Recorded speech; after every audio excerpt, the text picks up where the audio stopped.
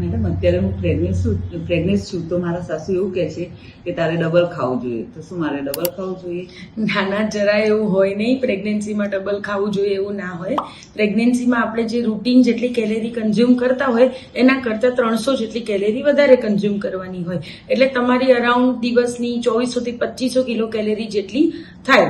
અને જો ડિલિવરી પછી જ્યારે બાળકને ધાવણ આપતા હોઈએ ત્યારે રૂટીન કરતાં 550 જેટલી કેલેરી વધારે કન્ઝ્યુમ કરવાની હોય. એવું ના હોય કે ડબલ ખાવું જોઈએ, પણ આપણે પ્રેગ્નન્સીમાં હેલ્ધી ખાવું જોઈએ. તો મેડમ મારું કેટલું વજન વધે?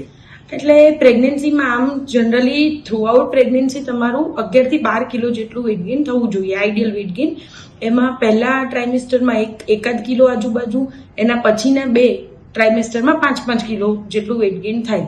પણ જો તમારું વજન BMI વધારે હોય તો એમ તમારે 7 થી 8 કિલો, અને જો એ 20 કરતાં ઓછું હોય તો તમારે 17 થી 18 કિલો જેટલું વેઇટ ગેઇન થાય.